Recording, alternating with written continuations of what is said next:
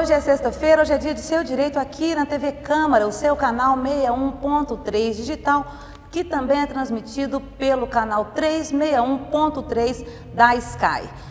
Nossa entrevistada de hoje é uma pessoa que tem desenvolvido um trabalho brilhante, notadamente na área da família. Nós vamos falar hoje com a promotora de justiça, a doutora Miralda Dias Dourado Lavor. A doutora Miralda fez o curso de Direito em Maringá. Depois, no mesmo ano, em 91, foi aprovada em concurso público para o Ministério Público de Minas Gerais.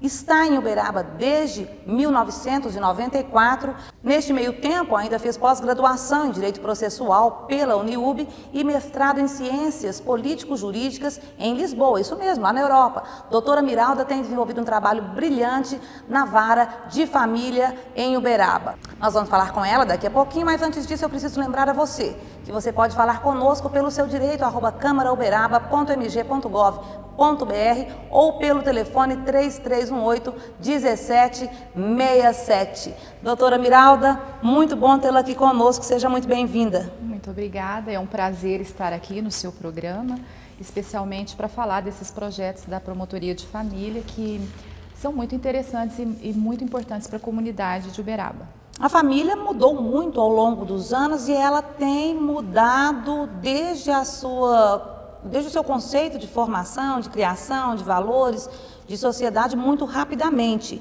É um grande desafio, né, doutora? Sim, um grande desafio, porque as mudanças vão ocorrendo na sociedade e é preciso que a legislação e a justiça acompanhem isso para atender e para conceder direitos para as pessoas, né? Então é um grande desafio porque, principalmente nos últimos tempos, as mudanças estão sendo muito rápidas, né? Então a legislação tem assim feito um esforço, né, de todos os operadores do direito para poder estar acompanhando essa modificação da sociedade. Dentro dessa modificação, um dos itens, eu penso, que deva ser as separações, os divórcios. Nós sabemos todos que a maioria dos casamentos ainda tem filhos. E o filho, como é que fica a divisão do filho numa situação dessa? Ainda é conflitante ou os casais estão mais amadurecidos? Não, infelizmente, ainda é um ponto muito grande de conflito nos processos de divórcio que nós temos na justiça. Então aumentou muito o número de divórcios. A legislação veio facilitar, inclusive, não tem mais que se fazer um processo de separação, faça direto um divórcio. Isso tudo veio para agilizar e facilitar o rompimento das uniões. Mas essas uniões têm muitas com filhos menores ainda e as pessoas, infelizmente, a gente percebe pela experiência na justiça que muitos não conseguem lidar muito bem com os filhos diante da separação. Ao que parece, há um amadurecimento da decisão em relação à separação em si, mas as pessoas não se preparam muito bem em o que fazer com relação aos filhos. E os conflitos desaguam na justiça todos os dias, e conflitos muito intensos. E o pior é que, às vezes, as pessoas, em função de mágoa, de ressentimento, dos motivos que levaram àquela separação, as pessoas acabam envolvendo os filhos no conflito, né, e arrastando os filhos para o meio da confusão. Então aí usa os filhos como objeto de moeda de troca e às vezes joga um pai joga o filho contra a mãe ou a mãe joga o filho contra o pai. Enfim, são várias situações que prejudicam muito os filhos. A maioria dos conflitos, a maior dificuldade está onde? Está na guarda, está na concessão de alimentos? Na verdade, assim, o que a gente tem de volume maior na justiça, eu acredito que após o divórcio, né, o que mais vem em volume é a questão dos alimentos. Muitas pensões arbitradas e que não são pagas. Então, nós temos um número muito grande de pais inadimplentes e traz muitos conflitos. Ou mães, né? Ou mães, que é uma quantidade menor, porque ainda hoje a maioria das crianças ficam com a mãe, né? Mas acontece também de a mãe ser inadimplente. Então, talvez em número, em volume, a questão dos alimentos seja maior. Mas em questão de profundidade de conflito, a questão da visitação tem trazido muito problema. São muitos os conflitos de a mãe ou o pai, aquele que tem a guarda, não querer permitir o contato com o outro genitor que saiu de casa. Isso é muito frequente e aí começam os problemas, né? Começa a praticar o que hoje nós chamamos de alienação parental, que tem sido uma prática perversa. E que nós vamos falar especificamente sobre isso. Para que as pessoas em casa possam entender e não fazer, não praticar. Exatamente, não praticar. Então, seria a questão da visitação. Que tem trazido problemas de grande complexidade nos processos. E como que se resolve isso? As mães, tanto na questão da visita, que naturalmente aí seria a parte que não detém a guarda, como a questão da concessão dos alimentos, que aí já aflige mais quem detém a guarda. Esses casos, eles chegam à senhora, às suas mulheres, tem muito pai ou mãe sendo conduzido à prisão por conta disso? Por conta dos alimentos, sim. Ainda mais com a crise, né, que nós estamos. Então, o que a gente percebe? Toda vez que entra numa crise financeira, as pessoas procuram mais a justiça para cobrar as pensões que estão em atraso. E, por outro lado, aqueles que estão obrigados a pagar ficam mais inadimplentes e acabam chegando a uma prisão. Então, infelizmente, tem muita gente sendo presa em razão do não pagamento de pensão alimentícia. Mas aí o dinheiro aparece? Exato. Em muitos casos, assim, a grande maioria, o dinheiro aparece. Aí dizem alguns que são empréstimos, algum familiar que ajuda, mas de uma forma ou de outra, na hora da prisão decretada, o dinheiro aparece. Ou seja, situação que poderia ter sido resolvida das mesmas formas, com empréstimo, né? Porque a questão que a gente sempre fala é o seguinte, a crise existe, todo mundo sabe, mas o filho não para de comer na crise. O filho não para de estudar na crise. Então, é preciso que o pai ou a mãe que não tem a guarda tenha essa consciência de ser pontual e fazer o possível e o impossível para honrar o compromisso da pensão. Eu sempre digo assim para as pessoas, aquele que está com a criança na sua companhia, se tiver desempregado ou faltando dinheiro, aconteça o que acontecer, a criança vai sobreviver na companhia daquela pessoa. Então, o pai ou a mãe que não está na companhia tem que fazer a mesma coisa na crise ou no desemprego.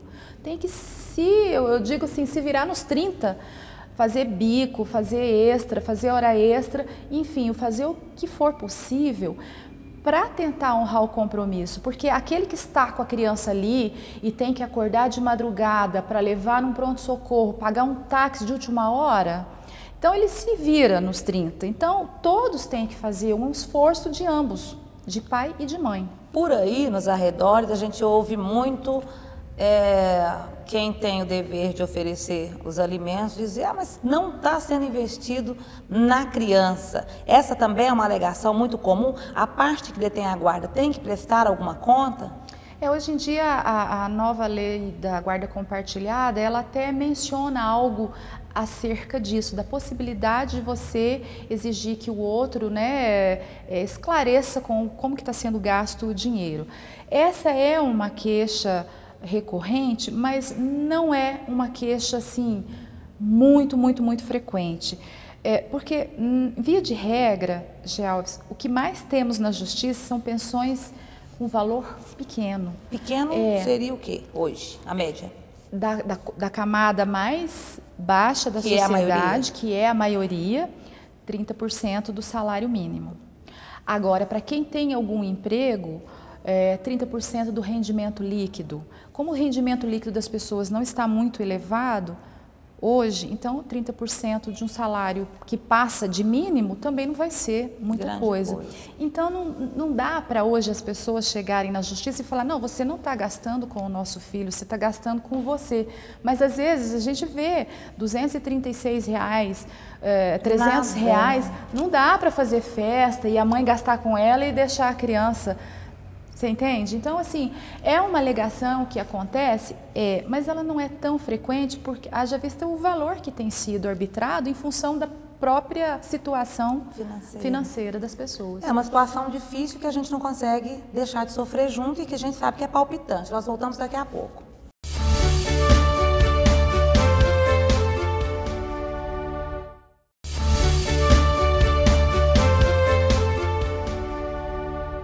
Nós voltamos com o Seu Direito, enquanto você se prepara aí para o final de semana, que eu espero que seja tudo de bom. informação não quer demais, assunto recorrente, direito de família, como ficam nossas crianças em caso de separação. Doutora, continuando aqui no segundo bloco, eu vou te colocar algumas questões que são questões de próprios ouvintes. A pensão, ela pode ser revista a mais ou a menos após a sua fixação, porque o marido, o ex-marido ganhou na cena, olha que maravilha, gente. Porque ele teve um outro emprego ou porque, de outra forma, teve uma redução? Pode perfeitamente, Alves. Ou também, e a gente vê isso eu queria que a senhora abordasse também, mesmo não tendo havido qualquer alteração de rendimento da parte obrigada aos alimentos, mas uma doença nova, por exemplo, na prole. Da necessidade. Na necessidade. Né? Então, os alimentos, eles funcionam da seguinte maneira. Eles são arbitrados de acordo com a necessidade de quem precisa dos alimentos e possibilidade daquele que vai pagar. Porém, uma questão certa, né, no direito, que a qualquer momento essa situação, esse valor pode ser revisto. E o que depende? Vai revisar em que situações? Se alterar a necessidade de quem precisa ou se alterar a possibilidade de quem vai pagar. Então vamos supor, às vezes o pai melhorou muito a situação financeira ou a mãe que paga a pensão e mudou de emprego ou ganhou na Mega Sena, o que infelizmente não acontece com frequência, pelo menos nos processos nossos aqui. Então, assim, é perfeitamente possível. Agora, você me coloca assim, vamos supor que a situação do pai manteve-se inalterada, ele está na mesma função onde ele estava e a mãe precisa que aumente o valor pago para o filho porque o filho está passando por uma necessidade maior naquele momento. Às vezes é um ingresso no curso, às vezes é uma escola particular que teve um aumento, ou mesmo uma questão de doença. É perfeitamente possível que ela peça esse aumento, ainda que não tenha havido, mas para que a justiça possa conceder esse aumento, vai depender da possibilidade do pai, que ainda não tenha sido alterada, mas se a gente percebe pelas provas que há possibilidade de pagar esse aumento, aí a justiça pode conceder. Uma outra dúvida muito recorrente é quanto à idade. O menor completa 18 anos, a pensão ela é automaticamente cortada ou a parte continua ainda com uma obrigação? Com o novo Código Civil, a maioridade atinge-se aos 18. Então, com 18 anos, a pessoa adquire sua independência. Porém, o que muda? Muda que, para que o pai não pague mais aquela pensão ou a mãe não pague mais aquela pensão, ele tem que mover uma ação para exonerar os alimentos. Não é automático. Isso já está pacificado nos tribunais nossos de que não é automático. E o nosso ouvinte que está em casa passou por isso, não sabia. Ele pode entrar e pedir o retroativo? Mesmo que o menino já tenha 21 anos, por exemplo? Não, de forma alguma. Então vamos supor, o menino hoje está com 21, 22. O pai cortou. O pai resolve entrar com a ação?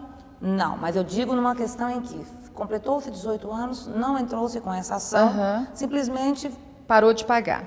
Mas entrou com a ação? Arbitrariamente não entrou com a ação e parou de pagar. Tá.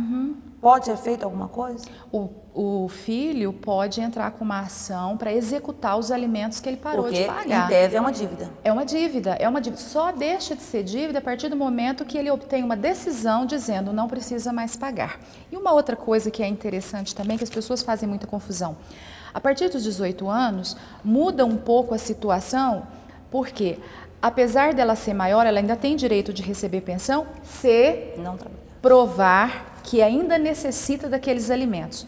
Quando você é menor, é certeza que você precisa. Sempre essa relação necessidade e capacidade. Mas quando você é menor, você vai ver a quantidade que você precisa. Agora, quando você é maior, além de ver a quantidade, você tem que ver se você precisa realmente, porque teoricamente você já é maior, independente, tem capacidade. Então, se você não estiver trabalhando e estiver estudando, aí você consegue manter uma pensão por um tempo razoável para você concluir a sua formação. Para o incapaz são as pessoas, né, que não têm capacidade mesmo de trabalho, de intelectual. Essas pessoas não cessam nunca. Essas pessoas podem continuar recebendo, mas elas têm que manejar um processo para provar essa incapacidade após a maioridade. Eu sei que não é comum, ou pelo menos acho que não seja, quando o menor se casa, ele perde esse direito? Perde, porque ao casar-se, ele adquire a maioridade e ele se torna independente, a capacidade plena. E aí, a partir daí, não tem mais a obrigação de pagar alimentos. O pai, a parte obrigada aos alimentos, que comprovadamente é desempregado, cabe mesmo, como a gente ouve por aí, aos avós? Bem, é possível acionar os avós na justiça, perfeitamente. Mas para isso você tem que provar que não é o simples fato de o pai estar desempregado que o desobriga de pagar pensão. Porque a jurisprudência, os nossos tribunais já deixaram isso bem claro que, ainda que você esteja desempregado, a sua obrigação permanece. Então, o que você pode fazer se o pai, mesmo estando obrigado, não está pagando, inclusive você já o prendeu e ele não pagou, cumpriu lá os dias de prisão e não pagou, aí você tem uma comprovação, olha, realmente ele não tem condição, ele não está pagando, aí eu aciono os avós. Ou então eu provo que o que ele paga é tão pouco que não é suficiente para a minha necessidade. Aí eu posso acionar para complementar. Mas veja bem, sempre olhando a possibilidade dos avós. Sim. Hoje a gente tem tido muito na justiça isso. Às vezes a pessoa busca a complementação dos avós e esses avós chegam lá, a gente percebe, são aposentados, que recebem um salário mínimo de aposentadoria, a esposa às vezes recebe, às vezes não recebe, e além de toda a questão da idade, remedicação, ainda vai ter que pagar uma pensão. Então não é assim, só porque é avô vai pagar. Entendi. Porque a obrigação principal é do pai e da mãe.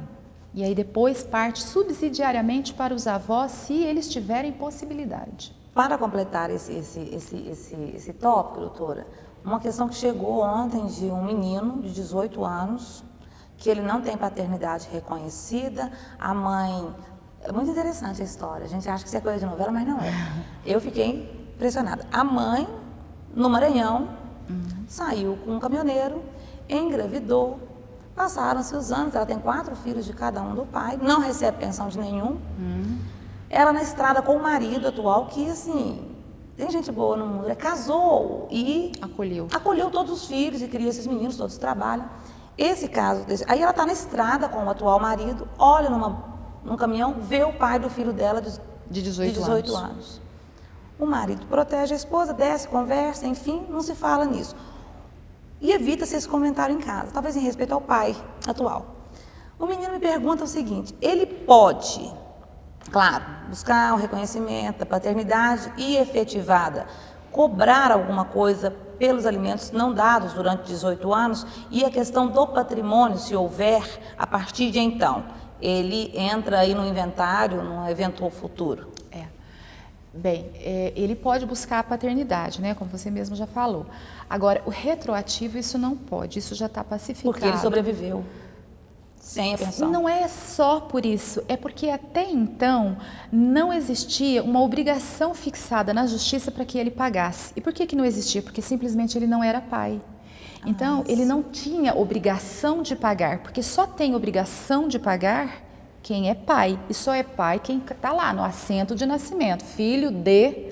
Perfeito. Então, ele não tinha aquela obrigação. Aí você vai me perguntar, mas não é justo, por que a mãe teve que sustentar? Mas a mãe poderia ter entrado com uma ação quando ele nasceu, ou aos 5 anos, ou aos 10 anos, nunca entrou.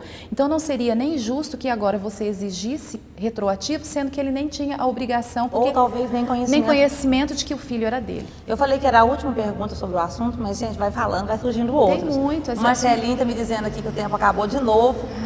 Mais um break então, rapidinho.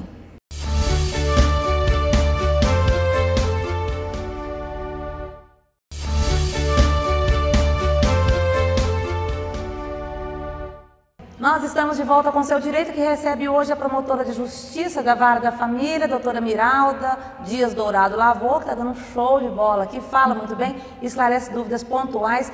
Nós vamos continuar, como eu te falei, não dá para fugir do assunto. É um assunto família, é de interesse de todos. Todo mundo tem uma família. Doutora, uma outra coisa que também muita gente não sabe, e que me parece possível, é o pedido de alimentos ainda no período gestacional. Procede? Procede. É uma lei também não muito antiga, é uma lei recente.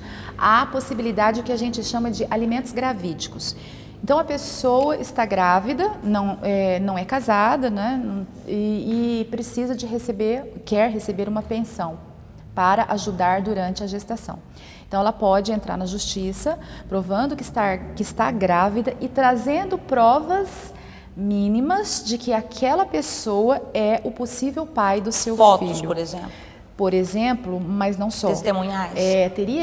Tem que haver algumas provas, como fotos, testemunhas que são ouvidas na justiça, para fazer a prova ali de que existia um relacionamento, que aquele relacionamento era, assim, fixo, vamos dizer, né? Que era uma pessoa que mantinha um caso apenas com aquele cidadão, e aí a justiça pode arbitrar um valor para ser pago até o fim da gravidez. Só que aí o menino nasce e ele não é o pai. Não recebe de volta. Não recebe de volta? Não recebe de volta. Meninos, cuidado. Se protejam. Se protejam. A questão é essa.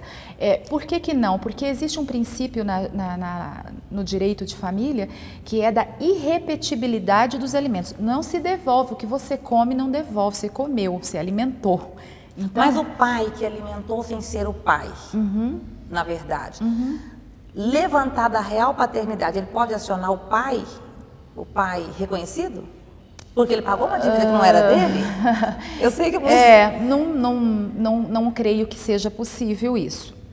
Não tenho notícia de ações dessa natureza. Mas a hipótese que você formula seria o pai que pagou indevidamente, né, o suposto pai, cobrar depois do pai verdadeiro que foi descoberto depois. Porque era uma dívida dele. Acho pouco provável que consiga, porque o direito foi para a criança que recebeu os alimentos. Então, não acredito que ele obtivesse êxito, mas... Doutora, eu acho injusto.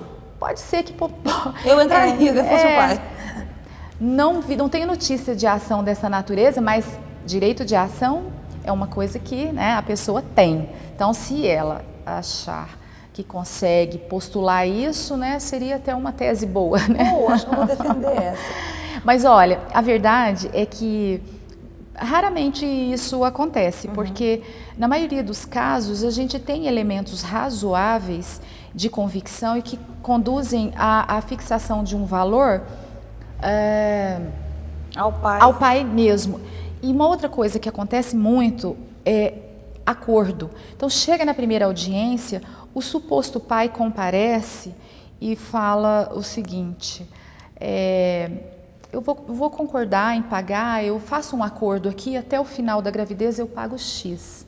Então ele fez um acordo porque mais ou menos ele sabe que ele tem. São poucas as hipóteses em que a mãe vem pedir e ele não é o pai. Normalmente porque ela sabe, ela nem vai quando tem a dúvida, né? Ela evita. Exatamente. Então, acontece, depois da criança ter nascido, acontece muito dela vem, propõe a ação e ele não é o pai.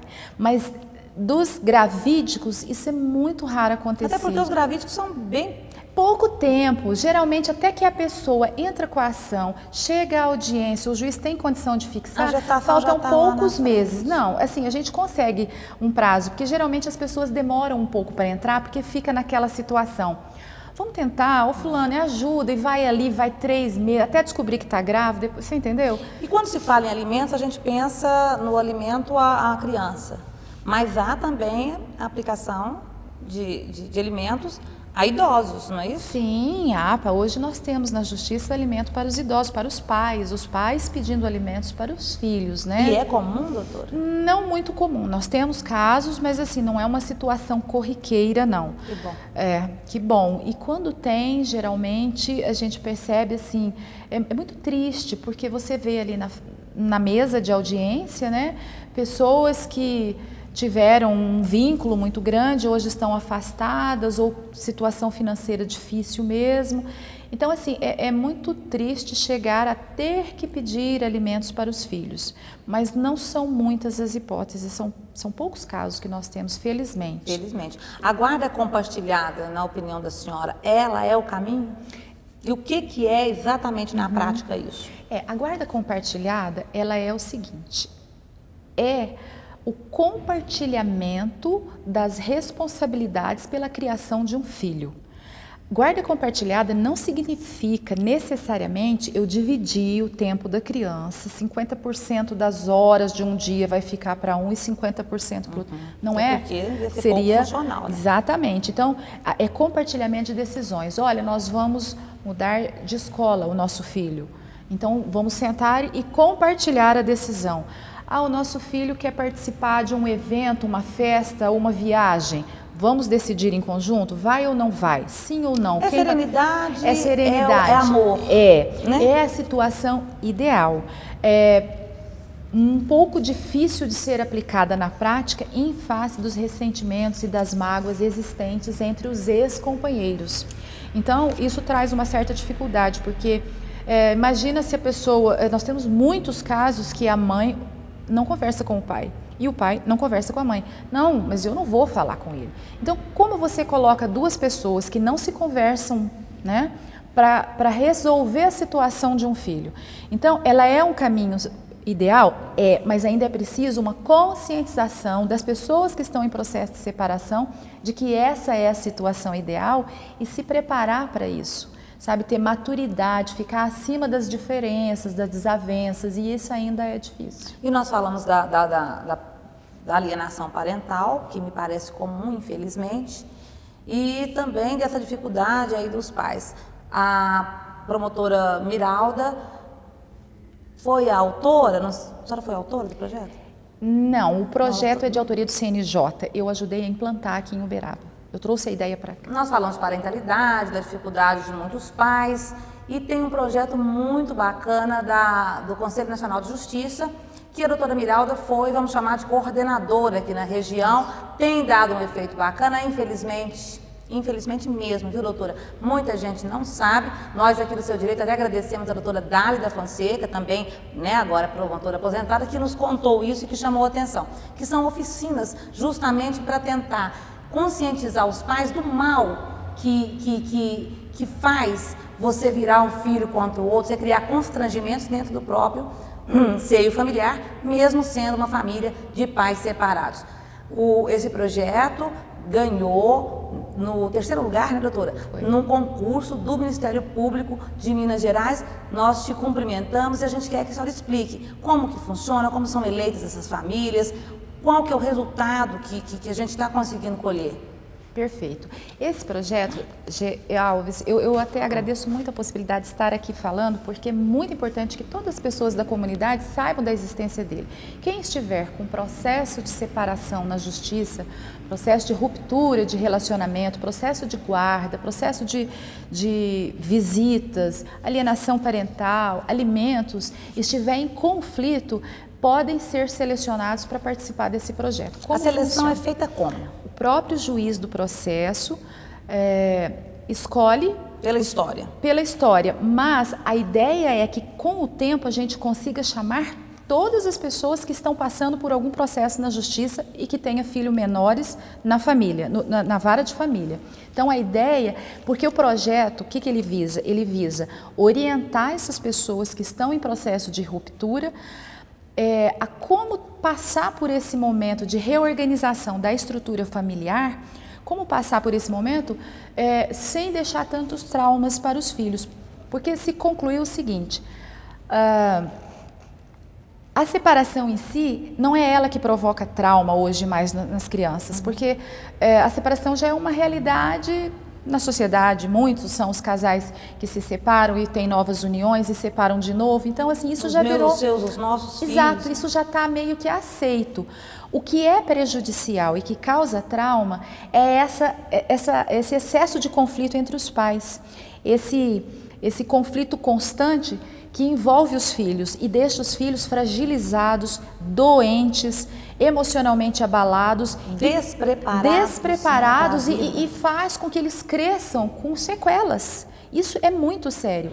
Então esse projeto, ele foi criado pelo CNJ em 2013, o projeto piloto foi na cidade de São Vicente, E quem Litoral Paulista? Litoral Paulista. Quem sistematizou esse trabalho foi uma juíza chamada Vanessa Alfiero, uma pessoa brilhante, e ela sistematizou todo esse trabalho em conjunto com as psicólogas da cidade dela, lá com 2 psicólogas, e formataram um material que foi colocado à disposição para o Brasil inteiro pelo CNJ.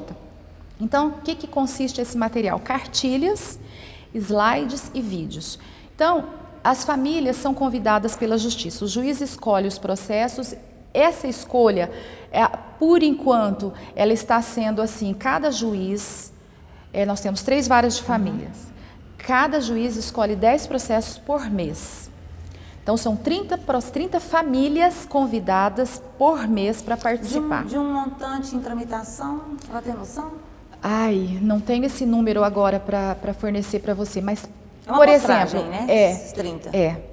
Por exemplo, só de divórcio litigioso, nós temos uma média de 20 a 30 processos iniciais a cada mês. E de casamentos? Não tenho, né? Queria muito fazer essa estatística para comparar. E vou te mandar. Queria saber se está casando mais ou divorciando mais, porque nós estamos fazendo muitos divórcios, muitos. Então, é feita essa seleção dessas 10 pessoas e como que o juiz faz? Pela história do processo, ou ele simplesmente pega os processos iniciais como forma de trazer a prevenção para aquele caso que está começando ali na justiça e emite os convites. E os convites chegam para as famílias e as famílias comparecem na UFTM, que para colocar em prática nós fizemos uma parceria com a Universidade Federal do Triângulo Mineiro. E aí, no dia marcado, que é sempre num sábado à tarde, para não prejudicar o trabalho das pessoas, as famílias comparecem. Chegando lá... E elas comparecem? Nem todas, nem todas. Tem aumentado gradativamente. Por quê? Porque alguma pessoa vai, comenta com outra, eu fui e foi muito bom. Eu já vi pessoas chegando lá e falando assim, olha, eu vim, a minha irmã já veio e foi muito bom, então eu vim, sabe? Então, assim, essa história que vai se passando de boca em boca é muito importante, porque não todos vão, mas quem vai sai de lá satisfeito ou muito satisfeito. Nós temos pesquisa de avaliação, até o mês de julho, quem compareceu deu 99% de satisfação. 1% apenas que ficou pouco satisfeito. Quem vai mais, a mãe ou o pai? Tá empatado. Mas eu não tenho essa estatística para você, mas eu acredito que vai um pouco mais de mãe, mas os homens também têm comparecido. Quem pratica mais alienação, o homem ou a mulher? Pelo fato de a mãe ficar mais com a guarda da criança, então ela tende a praticar mais a alienação parental. Embora os pais na visitação também praticam, ou seja, a criança vai para a visita e lá o pai começa a falar mal da mãe, começa a falar que a mãe está gastando dinheiro da pensão em outras coisas e nananã. Então, esses assuntos assim são todos tratados na oficina. E como que é feito isso lá? As pessoas são separadas em salas distintas. As crianças de 6 a 11 anos vão para uma sala. Os adolescentes de 12 a 17 para outra sala. O pai para uma outra sala, a mãe para uma outra sala. Mas a sala que ele fica é mista, de homens e mulheres. A gente só não deixa os ex-casais na mesma sala. Mas a sala é mista de homens e mulheres. As salas são mistas, né, de homens e mulheres. E aí ali durante quase 4 horas, a gente faz a orientação, exibe vídeos, slides, fazendo essa conscientização. E eles muitas vezes podem, às vezes, porque às vezes passa despercebido, perceber uma situação no filho que eles sozinhos não conseguiam enxergar, que era fruto disso. Que era fruto disso. Uma ação involuntária, talvez. Exatamente. É aí que a oficina entra, porque ela traz o despertar naquele pai. Nossa, eu não tinha pensado nisso, o que eu estou fazendo com o meu filho, porque lá nós mostramos pessoas que hoje já têm mais de 20 anos e falam em vídeo e mostram, olha, eu fui vítima de alienação parental, hoje eu sou isso, minha vida ficou muito difícil, e fala o sofrimento que foi, e o pai ou a mãe que está ali e assiste aquilo, ele pode até não admitir no momento, mas ele se conscientiza da importância dele se policiar e não fazer a mesma coisa. Seria mais ou menos o efeito do bullying, né? Seria mais ou menos, causa um trauma, assim, a longo prazo muito grande. Então, o efeito é muito bom. E as pessoas, ao sair da oficina, elas saem muito diferentes de quando elas entraram. A gente percebe, elas chegam lá assim um pouco desconfiadas e já perguntam, mas eu vou ficar na mesma sala que o meu ex? Aí a gente fala, não vai. Aí, conforme a oficina vai deslanchando e ele vai, às vezes, podendo falar alguma coisa, porque assim, a pessoa tem psicólogos, né, multidisciplinar? Não, na verdade, o trabalho não é terapêutico, o trabalho é educacional. É de orientar mesmo. Então, de aprender. Então a orientação, ela toda já vem formatada do CNJ. Então as pessoas que estão ali são voluntárias do projeto, que nós selecionamos, nós capacitamos, mas elas não se identificam como psicóloga, como isso ou como aquilo, embora tenhamos, mas elas não estão ali na função de psicólogas, elas estão ali na função de voluntárias para ministrar aquelas orientações formatadas. Gente, adorei, vocês também gostaram com certeza, doutora, parabéns, parabéns, o programa está à disposição da senhora para tudo aquilo que for de interesse da sociedade. A gente sabe que o seu trabalho é todo voltado, apesar de você receber, é um trabalho de dedicação enorme, né? Muito obrigada. Posso falar? Pode. Eu é que agradeço a oportunidade, né, de divulgar no seu programa esse trabalho bastante interessante criado pelo CNJ e que produz resultados efetivos mesmo, né, e a gente deixa aqui o recado para a população, para a comunidade, para os advogados, para as pessoas que têm amigos envolvidos em processos na justiça, que quando receberem um convite da justiça, que compareçam, porque não vão se arrepender. E um outro recadinho... Quem trabalha no sábado pode ganhar um relatório. Um comprovante de comparecimento para levar no trabalho, um comprovante do projeto. E uma outra questão que eu gostaria de aproveitar a oportunidade para dizer que esse projeto ele funciona sem qualquer recurso, ele é totalmente com o trabalho de voluntários e durante essa oficina a gente tem que fornecer um lanche para os participantes porque são 4 horas de duração e nós estamos com dificuldade de obter patrocínio para esse lanche. É um lanche simples para em torno de 50 pessoas e nós estamos com dificuldade e temos crianças e temos adolescentes, nós não podemos deixar essas pessoas a tarde toda sem lanche e nós não temos verba para isso, então a gente aceita ajuda de panificadoras ou alguma empresa daqui da cidade que queira cooperar. Não precisa mandar dinheiro porque nós não queremos lidar com dinheiro, é só falar, olha, eu estou disposto a patrocinar o lanche de um sábado, liga para a promotoria. São 40 pessoas mais ou menos? 50 pessoas, porque tem também a equipe, né? Nós temos alguns acadêmicos que fazem o apoio nosso lá na UFTM, então é um lanche simples, mas tem algum dinheiro, então assim, não dá para as mesmas pessoas ficarem bancando isso todo mês, né? Então se alguém tiver e quiser colaborar, um mês, basta ligar na promotoria e falar, olha, o lanche do mês de agosto eu faço questão de pagar. E a gente combina. E quem quiser participar, quem quiser ser parceiro, liga para onde? Pode ser para a Promotoria de Justiça, o telefone lá é 3313-6142, pode falar com a Alessandra ou com a Eugênia. Vamos imaginar que alguém queira ser o patrocinador oficial. É possível que ele tenha alguma dedução no pagamento de imposto, ou a senhora não sabe? Dedução, eu acredito que não, mas ele poderia divulgar, de repente, se ele é um comerciante, entregar panfletos para fazer a divulgação, a gente pode mencionar o nome desse patrocinador em alguma ocasião, mas eu creio que essa questão do desconto não, porque em impostos, né, a vara da infância, né, quer dizer, os recursos da infância e juventude é que vão. E como esse projeto não é dessa área, é da família, eu acredito que ele não teria essa isenção. Não, né? Mas o valor é pequeno. Você imagina refrigerante e salgadinho. E o resultado é enorme. Né? Eu digo assim, todo mundo, todo cidadão, ele tem que ter um compromisso com a sua cidade, com a sua sociedade. Porque quando você melhora uma relação ali, outra lá, você está plantando uma sementinha para a gente ter cidadão melhor. Para ter gente melhor, uma cidade formada de gente. É isso mesmo. E a gente quer nesse projeto poder transformar, e ele é capaz de transformar a realidade daquela famíliazinha ali, que teve um problema grave ali quando foi separar, porque foi traumática a separação, com traição e tal, mas a gente conseguiu, apesar disso, fazer com que esses filhos fossem preservados.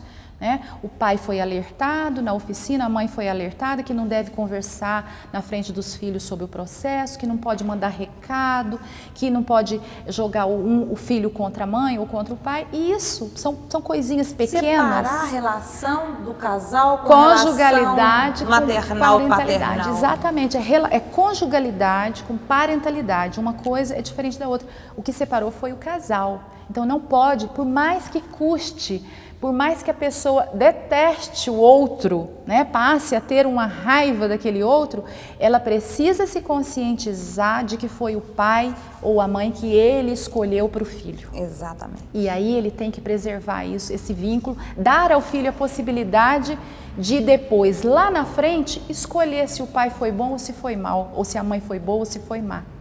É deixar que o filho cresça tendo a convivência com ambos. E lá na frente, se ele falar, olha, o meu pai não foi legal comigo quando eu era dele, ele forme o seu juízo e que não a mãe ou o pai fique falando, olha, seu pai está fazendo isso, olha, sua mãe está fazendo aquilo. Então é isso, é deixar que o próprio filho siga o seu caminho. Siga o seu caminho e forme os seus juízos e faça as suas escolhas com tranquilidade. A gente não acaba. Mas quando o pai não busca, ou a mãe não busca o filho para visitação... É uma dificuldade. Porque a senhora me diz, quer dizer, muita gente não quer entregar o filho para conviver com o pai. Mas a gente sabe também que é muito comum que o pai não vá no horário marcado e o menino fica lá esperando. É muito comum e isso gera assim, um estresse muito grande. Porque o que acontece? Às vezes o pai não vai, aí a mãe não quer entregar na próxima visita. Então, o que a gente prega na oficina? Faz uma justiça paralela, né? Faz uma justiça paralela, exatamente. E o que a gente prega na oficina é o seguinte, existe uma visita, vamos cumprir, vamos tentar chegar no horário marcado, porque o seu filho está esperando, deu uma complicação, avisa o filho, mas isso tem que ser exceção, não é todo fim de semana, olha, deu um imprevisto, meu filho eu não vou poder ir, porque isso gera um sofrimento para a criança, porque ela fica esperando o pai buscar na visita, ou a mãe. Então, mas a experiência revela também... E vai tão mais além também, né, doutora? Me corrija se eu estiver errado. Porque vai o senso de responsabilidade desse menino que está em formação. Claro, quer dizer, eu posso chegar no compromisso assim, na hora que eu quiser, eu vou se eu quiser. O sentimento de falar, nossa, me esqueceu de ser... Me esqueceu. Mas a gente coloca muito isso na oficina, que nós, pais, somos exemplos. Então, a forma como eu resolvo o meu conflito com o meu ex, por exemplo... Eu só resolvo meu conflito com baixaria, com bate-boca no portão ou chamando a polícia para fazer boletim de ocorrência. O meu filho vai crescer achando, a hora que eu tiver um problema ali na escola, eu vou dar uma pancada, eu vou fazer um bate-boca na escola. É isso que a gente procura mostrar, que o que você faz, você revela como exemplo para a criança. E a criança acaba resolvendo depois da mesma forma que o pai, inclusive com o próprio pai. Ele vai ter um conflito com o pai, ele vai resolver do mesmo jeito. É assim que funciona. É o exemplo que ele teve. Então a gente mostra isso é muito bacana. Agora, com relação à visita, só voltando um pouquinho, o que a gente tem percebido ao longo desses anos todos aí de profissão é que, assim, é muito comum, às vezes, a mãe, porque a mãe tem aquele sentimento, eu estou falando bastante, né, Gê? Mas é só mais um pouquinho. Nós estamos fazendo 2 programas. Então tá bom, então eu vou continuar, porque esse assunto é muito interessante e as pessoas precisam saber. É muito comum, acabou o relacionamento, separa, por exemplo, a mãe fica com a criança e o pai fica com o direito de visita. Aí a primeira visita... A mãe fica com medo de entregar a criança por causa aquele sentimento natural de mãe. Eu não sei se ele vai sair com os amigos, eu não sei se ele vai beber, de vez em quando ele toma uma cervejinha a mais, e se ele tiver, e tudo mais. E aquela ansiedade da mãe, ela pega e inventa uma doença. O filho está com febre hoje, e às vezes a criança até está com febre, porque todo mundo fica abalado, a criança sente. E aí ela começa a botar empecilhos. Não, hoje eu vou na casa de não sei quem, hoje tem um aniversário e tudo mais. O que acontece? O pai desiste. Às vezes, esses pequenos obstáculos iniciais aí gera a desistência do pai, e gera desistência aí, não forma a vinculação necessária, não desenvolve o afeto da criança pelo pai. Qualquer idade, o pai tem direito a levar a criança? Na verdade, o direito de visita não é direito do pai, é do filho. É direito do filho. Então, eu vou reformular. Independente da idade, o filho pode ser acompanhado pelo pai, levado, retirado, pode, para um passeio, para até dormir? os 18 anos ele está sob o poder familiar. Então, ele é menor, ele tem que ir exercer o direito de visita dele. Mas a mãe é obrigada a abrir a casa para o pai entrar?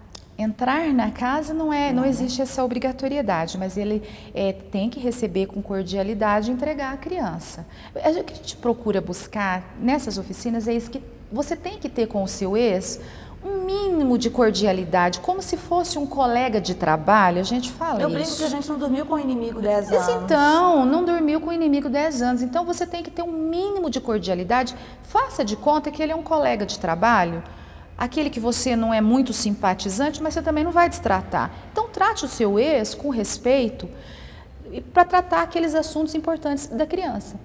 Então, não precisa receber com café e entrar dentro de casa, mas também não precisa, você não pode passar na porta da minha casa, isso não existe, as pessoas... A não ser, naturalmente, né, doutora? Nos casos de agressão, processo de agressão, de distanciamento distanciamento, que também é uma coisa que precisa ser muito bem utilizada, não pode ser utilizada à toa, né? A Lei Maria da Penha, a mãe tem que ter muita consciência, ou o pai, em usar esse afastamento, que é um instrumento legal, mas que veio para ajudar nos casos efetivamente graves, de riscos, exatamente, de riscos. Então, às vezes, porque teve uma discussão no portão, começa a se fazer boletim de ocorrência, daqui passa dali, dali passa dali, e aí vem uma medida protetiva. Então, assim, às vezes o pai nem é agressivo. Estado, né? O pai nem é agressivo, às vezes é o nervoso do pai, o nervoso da mãe. As pessoas, quando ficam nervosas, elas falam coisas que não querem, né? Então, precisa de ter um controle, né, nessa hora. É muito difícil, é muito difícil. E não é dizer que essa oficina vai resolver o problema, mas pelo menos lançar sementes para sensibilizar as pessoas, isso eu acredito que isso consiga. Pode ser ampliado para reunião de pais em escolas? Não seria um então, bom público independente? Porque todo mundo pode casar e todo mundo pode descasar. E aí dentro disso me vem mais uma curiosidade, eu sou leiga, naturalmente, embora separada, com 4 filhos, uma relação... Meus meninos não percebem, ótimo, super tranquilo, graças a Deus. Excelente. Mas pode existir essa alienação parental com pais casados? Pode existir dentro da própria casa, embora não estejam separados, pode existir... A vida até mais efetiva, né? Todo dia. Todo dia. Pode existir entre avós, os avós falando do pai para o filho, avós paternos falando da mãe, avós maternos. Não seria um bom caminho, então, levar esse projeto para as escolas, para as reuniões de pais? Existe uma ideia embrionária lá em São Vicente, onde foi implantado o projeto piloto, mas eu confesso que ainda não fui atrás disso, porque casar isso com a concessão de benefícios, tipo Bolsa Família, Bolsa Escola, Bolsa Gás, é tanta bolsa, né? Poderia, mas o que acontece a estrutura para fazer isso, ela é aparentemente simples, mas ela requer um preparo das pessoas que vão passar essas orientações, porque você pode ter pais que vão se revoltar na hora, vão falar alguma coisa. Então, enfim, tem que ser pessoas preparadas. Nós temos que ter, projetor, multimídia. Custo, né? Estrutura e pessoal. A estrutura, né? Então por isso que eu ainda... O Estado não está bancando nem esse aí, está sendo como voluntário, isso me deixa muito triste, porque é um projeto que o Estado, enquanto, não estou falando Estado de Minas Gerais, é Estado, Brasil, prefeituras, Estado mesmo, tudo Estados da voluntário. Federação. Tinham que abraçar esse projeto e bancá-lo com a qualidade que ele merece. Porque isso é prevenção. Porque boas ideias têm bons resultados também, mas... Exatamente. Inclusive, o Conselho Nacional de Justiça, o ano passado, baixou uma recomendação, que é a recomendação 050/2014, a todos os tribunais recomendando que adotem essas oficinas como política pública de prevenção e resolução de conflitos familiares. E é assim que tem que ser visto. Então, assim, existe a vontade da gente ampliar, mas por enquanto nós estamos caminhando só com os processos da justiça e depois, mais para frente, a gente pode até pensar em ampliar. Atualmente, a gente está querendo ampliar para mais de uma oficina por mês com uma outra instituição, que eu não sei se poderíamos falar o nome da instituição. Se está fazendo bem para a sociedade, pode falar. A Universidade de Uberaba está formando uma parceria também com o curso de Direito e Psicologia e nós vamos fazer uma capacitação de outros professores da instituição que vão trabalhar nesse projeto. Aí nós vamos tentar fazer 2 oficinas por mês para abranger um número maior de processos. Que maravilha, estou torcendo por isso. Doutora, mais uma vez, agradeço a sua presença aqui de novo no nosso programa. Com certeza, toda vez que a senhora vem aqui, enriquece, esclarece e, de repente, faz as pessoas que estão lá em casa pensar, né, na escolha do pai, na escolha do parceiro, na proteção à gravidez, no cuidado com os mais velhos, com seus pais, enfim, com a família, né? Mesmo dentro de um novo conceito de família que a gente tem aprimorado a cada dia mais. Mas é preciso responsabilidade, na verdade, para se conviver com o outro, mesmo que o outro lhe seja tão próximo. Muito obrigada. Eu que agradeço. Boa sorte para você nos seus trabalhos aqui. Muito obrigada. Obrigada.